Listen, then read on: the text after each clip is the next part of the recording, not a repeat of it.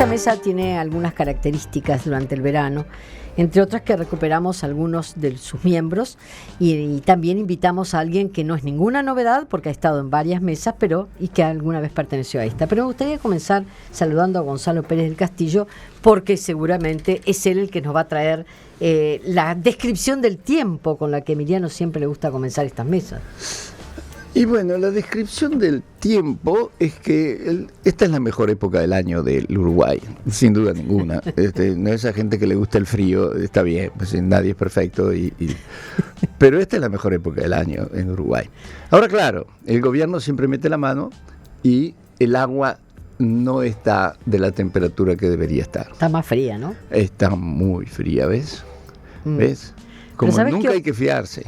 ¿Sabes que lo que es peor? Que cuando no está fría, aparecen las aguas vivas. Sí, pero no aparecieron, este año aparecieron. No, pero también. Están en Montevideo, es increíble, no salieron al este. Es verdad, sí, no, aguavivas en el este no se vinieron para acá. Y bueno, las aguavivas tienen sus gustos también. Óscar Sarlo, ¿cómo estás? ¿Qué tal? Muy bien. ¿Estás de acuerdo con ese pronóstico? ¿Será el verano la mejor estación? Sí. ¿Sí? Pero además, no por el tiempo tanto, sino porque generalmente estamos con baja actividad o estamos de licencia, entonces.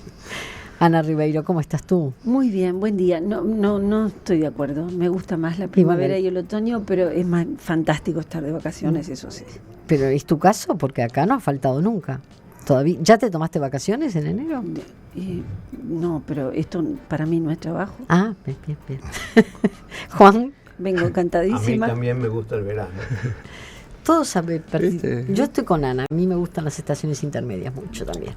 No existe, la primavera, por ejemplo, no existe en el Uruguay. Y el otoño tiene unos colores únicos en el El otoño sí existe, pero la primavera no existe.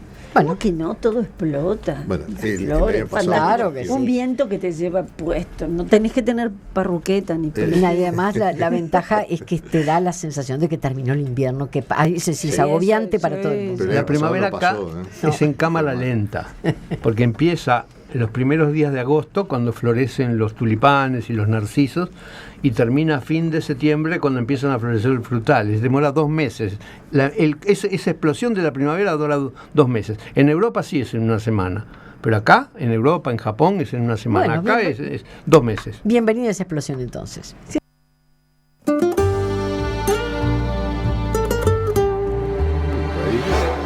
Estaciones marcadas, Uruguay.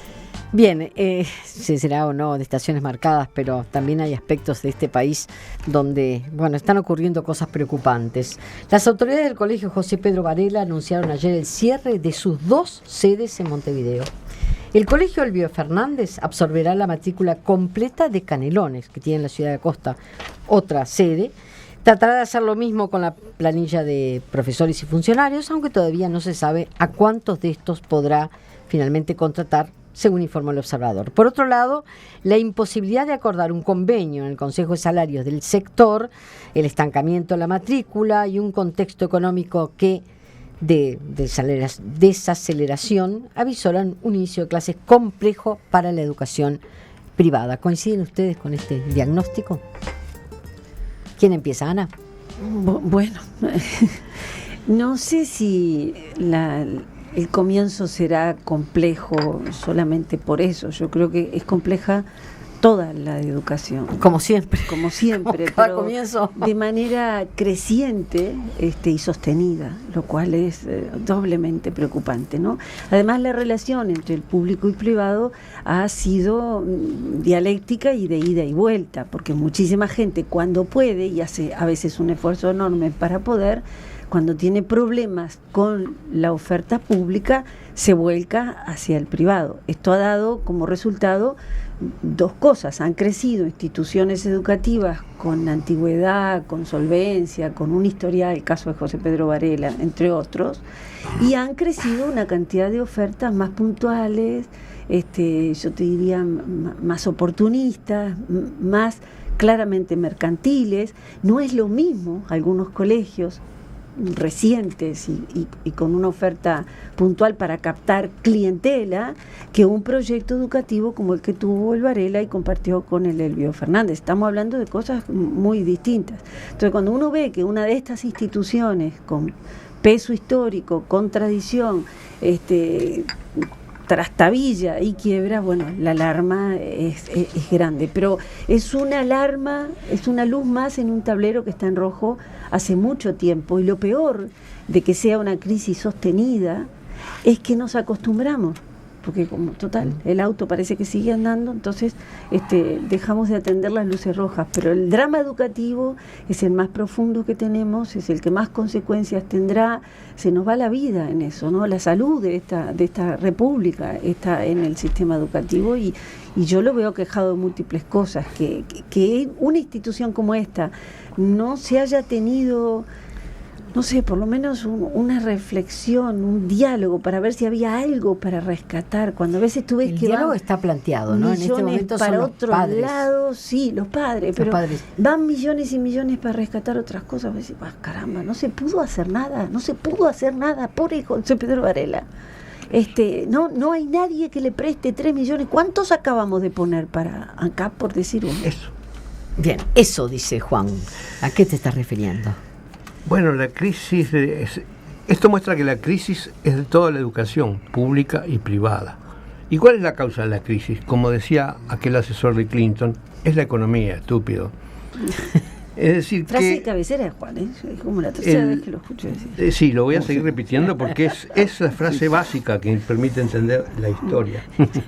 Bueno, el país... La de un marxista de ley. Fíjense que el país se ocupa, siguiendo la idea de Ana, se ocupa de salvar a una petrolera que en el mejor de los casos le quedará 20 años al combustible. ¿Cuántos más años le queda al combustible cuando el lobby de los automóviles a nafta no pueda más frenar a los autos eléctricos y el transporte eléctrico? Es decir, entonces estamos invirtiendo como $1.000 millones en una empresa que de repente dentro de 20 años no tiene razón de existir. Pero dentro de 20 años los que hoy están en la escuela van a ser los que van a empezar a entrar a trabajar y empezar a manejar este país. De modo que pensar en una cosa y no pensar en la otra es la economía, estúpido. Es decir, es una estupidez salvar a una empresa que no tiene futuro y no salvar a una empresa que sí tiene enorme futuro y enorme responsabilidad en el futuro, como es la educación. Entonces esto afecta a la educación pública, a la privada. A la pública porque no le dan los fondos necesarios para aumentar los sueldos docentes, para jerarquizar los locales, para jerarquizar las carreras, para hacer los dobles horarios que sean necesarios, y a la privada porque la gente no está dispuesta a invertir en el dinero en la educación, porque no cree en la educación. Es decir, nuestro país ha dejado de creer en la educación. Y entonces le sucede lo mismo a la salud pública que a la privada. Y hay que aceptar de una buena vez que la educación, igual que la salud, son caras.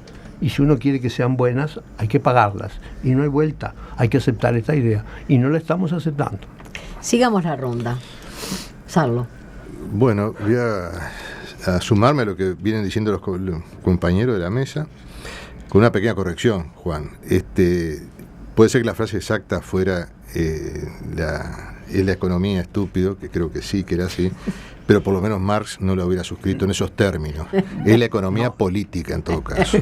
Porque para Marx la economía no era una naturaleza ajena a la actividad del hombre, sino que lo importante era la economía política. Y acá lo que está fallando justamente es la política. Porque si fuera por la economía, también estaría fundida la educación pública. Simplemente que los entes del Estado no se funden porque la política termina siempre respaldando y salvándolos. La sociedad ha dejado de creer justo con lo que tú decías, ¿no? Es decir, no hay un consenso político de cómo debemos hacer, o qué debemos hacer para salvar todo el sistema que teníamos, que en su momento fue muy virtuoso, fue excelente. Y entonces tenemos esto que tiene un simbolismo enorme, porque es fundirse José Pedro Varela. Entonces tiene hasta un significado, yo diría, tomó el nombre, que es el cierre de un ciclo. Dejamos de creer en Varela. Entonces, que el Estado tenga que salvarlo, bueno, sí, compararlo con ANCAP, yo qué sé, no es tan fácil, pero me cuesta pensar lo que está detrás. Es decir, esta institución fue el resultado de todo un espíritu que viene efectivamente desde Varela, no es casual el nombre, porque fue la obra de una sociedad de la educación, no me acuerdo bien exactamente. Sociedad de Amigos de la Educación. Amigos de la Educación que era Popular. el tipo de sociedades como las que había creado Varela en 1868, creo que fue, Sí. que se habían creado en toda América y que eran obras claramente de la masonería. La masonería española, que era la que impulsó el estudio, la educación laica en América, en España. Recuerdo que uno de los que estuvo en la sociedad que fundó Varela era un exiliado español, que fueron muy perseguidos, que era un tal Ricardo Force, un abogado, por eso recuerdo su nombre, que lucharon, pero como una cuestión crucial por la educación. Y entonces, cuando esto sucede, y no hay nadie, porque yo me entero ahora que esto tenía problemas. La sociedad no estaba enterada que había problemas. Yo no sé si hubo gestiones ante el gobierno, pero bueno, el gobierno tampoco puede ser el resumidero de todas las empresas quebradas, aunque es cierto que algunas también las ha salvado, y debería algo hacer. Pero no, sí, pero quizás lo que está mal es eso, porque no es. El problema es que no haya gente que quiera sostener esto. Ese es el tema. Y me sorprende que en el momento que tenemos un presidente que es integrante de la masonería, esta institución emblemática no tenga posibilidad de subsistir. Me parece sorprendente este tema. Hay quien ha hablado de mala gestión también. Sí, ¿no? en las redes sociales se habla de eso, de que Y es pésima, por otro lado, y de delitos también. Y ¿no? por otro lado, Pero no estamos considerando que en el momento de auge económico del país, el traslado hacia la educación privada significó que cuando la gente pudo pagar un colegio, escuela para sus hijos, lo hizo porque justamente estaba notando el decaimiento de la privada, de la pública, perdón. Entonces, ahora que estamos en el proceso inverso, ¿no habrá una retracción de ese público que en algún momento se volcó a la privada para volver a la pública, para no tener que pagar lo que ya es carísimo en materia de un solo costo, comentario, ¿no? como diría Lelutier. Un caso de mala gestión, qué maravillosa coincidencia. Gonzalo, no te hemos escuchado a ti. No, si yo estoy de acuerdo con todos, quizás no esté de acuerdo con Oscar en decir que esto no es comparable con lo de ANCAP. Yo creo que sí que es comparable, es absolutamente comparable. Me parece que es escandaloso que se gaste lo que se gaste en ANCAP y no se tenga dinero para poder atender una cosa como una crisis como esta. Pero debo decir también que en todo lo que se refiere a educación, desde el momento en que el presidente Mujica, con el poder increíble que tenía, todos sus ministros en el gabinete, todos de su mismo partido, cosa que no es tan común, mayoría parlamentaria, la oposición que lo apoyaba, los sindicatos que lo apoyaban, dijo que su prioridad era la educación y terminó su mandato con todo ese poder diciendo que no se la llevaron. Y evidentemente es posible identificar quién es el que no se la lleva. Uno tiene que llegar a la conclusión de que en el sistema educativo uruguayo, del cual hemos estado tan orgullosos, hay rigideces internas que son insalvables. No hay otra conclusión, porque si no habría que decir quién es ese tigre feroz que tiene más fuerza que el presidente de la República con toda la... Entonces, cuando uno ve que José Pedro Varela es, después de todo, una empresa privada, lo de la empresa, y que el problema fundamental es que pasaron a 450, si no me equivoco, profesores que van al seguro de paro, ¿no? Ese es el problema. Y la mayoría no lo puede cobrar. No hay La plata mayoría para... no lo puede cobrar porque Sí. todo el mundo sabe que en este país rara vez un profesor puede trabajar en un solo lugar, está obligado a trabajar en más de uno, sí, el famoso de acuerdo, entonces ni profesor siquiera taxi. pueden ir al Entonces, seguro de paro. automáticamente es un seguro de paro que no se cobra. Que no se cobra, perfecto, muy bien. Bueno, pero digo, Profesor Uber. una escuela, un liceo, un centro de enseñanza, ¿no?, privado, la lógica es muy sencilla. Es decir, creo que el 80% más o menos es lo que se destina al pago de profesores. Entonces, un centro de enseñanza cualquiera, privado, tiene que pagar suficientemente bien a sus profesores para que sus profesores sean buenos, para que los alumnos vengan y tengan una buena matrícula que le permite pagar bien a los profesores. Digo, la cosa es muy sencilla. La lógica es esa. no es tan sencilla del momento que no se ha llegado todavía a un acuerdo en Consejo de Salarios. ¿Cuánto debiera ser? Bueno, ahí entramos en otras cosas. Nosotros acá tenemos colegios privados que funcionan muy bien y que incluso hacen plata y lucro y no sé cuánto, en algunos contextos sociales. Y en otros contextos sociales no, evidentemente porque no funciona de la misma manera. Si tú tenés un Consejo de Salarios que le impone reglas que van para los colegios privados de las clases más privilegiadas hasta los colegios privados de otras zonas más carenciadas, evidentemente esa es una de las muchísimas rigideces que puede haber, pero que están operando.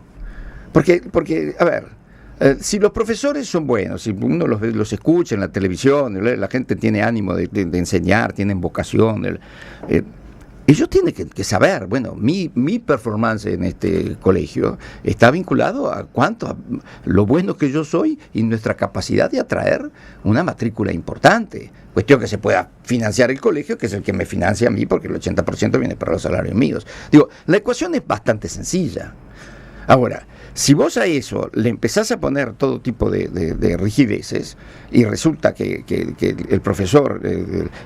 a mí, por ejemplo, otra cosa más que... Porque veo que la rigidez... Déjame terminar. Sí. Te pido, después te doy la palabra porque estoy seguro que vas a decir algo inteligente. Pero, digo, si decimos que la matrícula en el año 2015 aumentó un 12%, creo que fue el costo. Y lo que los profesores están pidiendo es un aumento del 8%, creo que es para el 2016, 8,5%, y unos 7%. Es totalmente razonable lo que están pidiendo los profesores. Es decir, ¿qué es lo que no está funcionando en esa ecuación? Es decir, hay algo que evidentemente no, porque lo que ellos piden parece bien, ¿no? Lo que no está funcionando es que si aumentás 12% de la matrícula, capaz que la gente no lo puede pagar más. ¿Entendés? No sé si queda claro. Ahora sí te entendí. Lo que yo quería era preguntar, porque no entendía dónde iba el planteo, dónde está la desconformidad.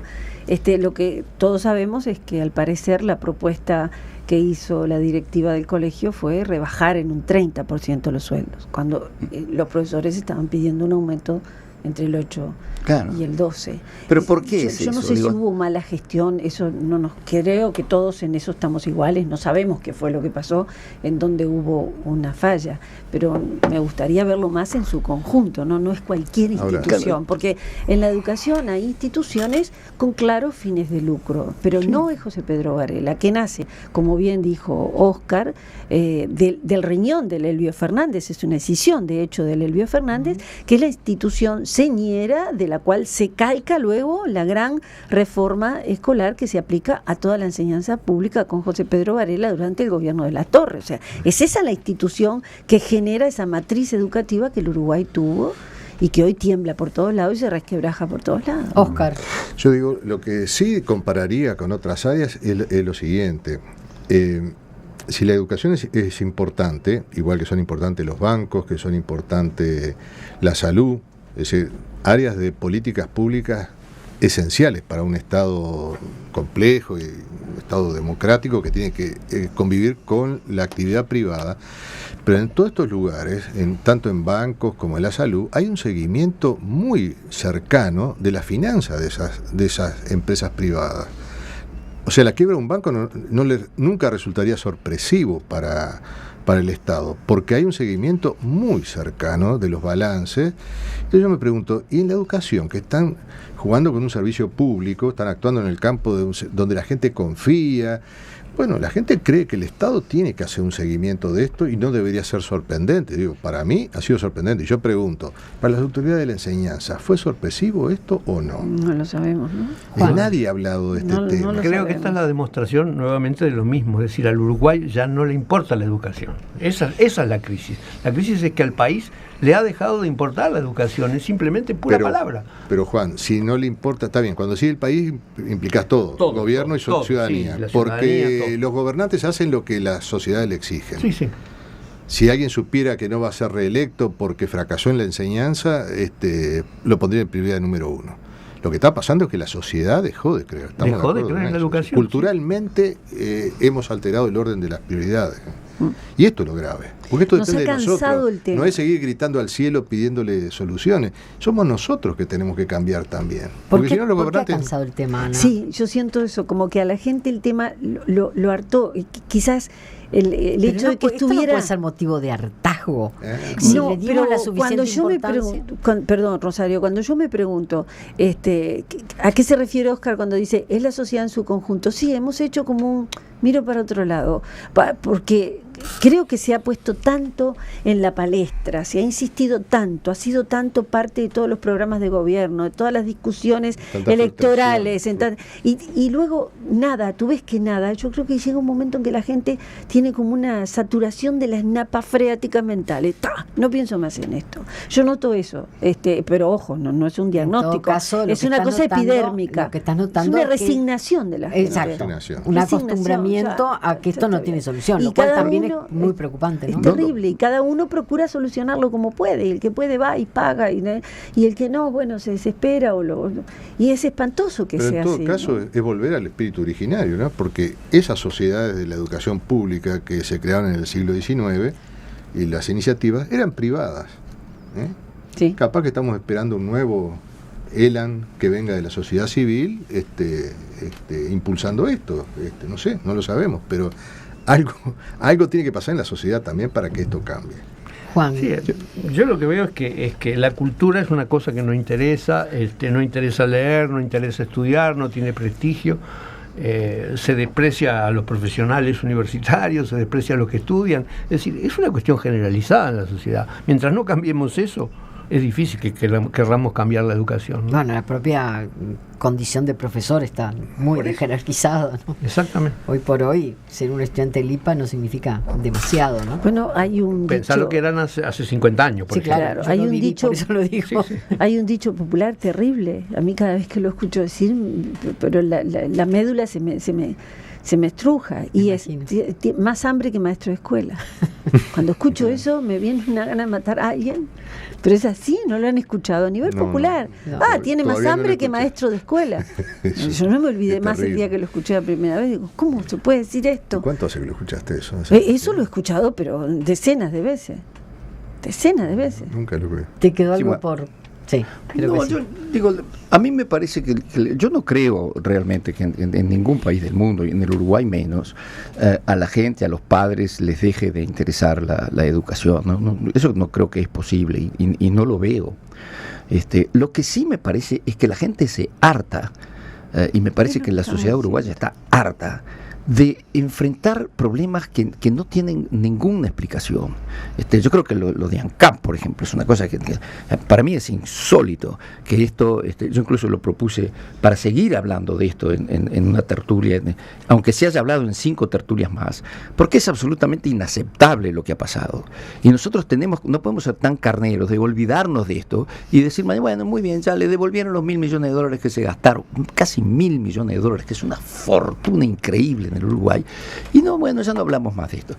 Yo creo que a los uruguayos lo que les pasa es que no terminan de entender cómo funcionan las cosas. Sí. No lo entienden. Esto de la educación no se entiende. Yo vuelvo al ejemplo de Mujica. No se entiende que no se haya podido cambiar esto. Entonces, como la gente no lo entiende, dice, bueno, al final ya no puedo hacer nada al respecto. Y yo creo que eso es lo peor que le puede pasar a una sociedad. Cuando la sociedad dice, yo ya sobre esto no puedo hacer más nada. ¿Entendés? Ahí porque la sociedad civil pierde fuerza también. La sociedad civil tiene fuerza cuando siente que sus preocupaciones, que sus anhelos, de alguna forma se reflejan en lo que pasa en sus gobernantes, Y se en las obtienen instituciones del resultados, gobierno. claro. Y se ven los resultados. Sí. Cuando ve que no hay posibilidad ninguna, porque ni siquiera el presidente de la República diciendo que es su primer prioridad, puede cambiar nada. Entonces, y cuando, en este caso el José Pedro Varela, yo me leí todo lo que mandaron. No me quedó claro cuál es el problema. No queda claro. ¿Cuál es el problema Es de que yo José no Pedro creo que Varela? nadie lo Que sepa los profesores ganan exactamente. mucho, que la matrícula es demasiado No queda poca. claro. ¿Cuál es el problema? No sabés cuál es el problema, porque salen todas estas No gente se sabe si hay dirigentes, una y liquidación, padres, si y una que yo, quiebra. y los consejos salariales, y la asamblea popular, y un montón. ¿Qué tiene que ver? Porque el problema es muy sencillo.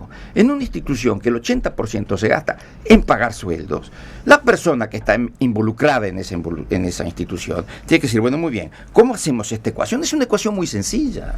Si baja la matrícula, podría bajar la planilla de profesores. Bueno, si nosotros no logramos tener más matrícula, o si estamos en un contexto social determinado, pero que de todas maneras como vocación de profesor yo quiero trabajar acá porque es lo que me interesa, yo creo que tiene que haber formas entre seres humanos inteligentes, sobre todo docentes, para ponerse de acuerdo en una solución. Lo que no permite ponerse de acuerdo es que te entreveras en un mar de cosas, terminás hablando de la economía y de la economía política y no ves el problema que tenés enfrente. Y la gente tiene que tener la posibilidad de, ante un problema como este, decir, bueno, empecemos de cero. ¿Cuál es el problema acá? Y olvidarse.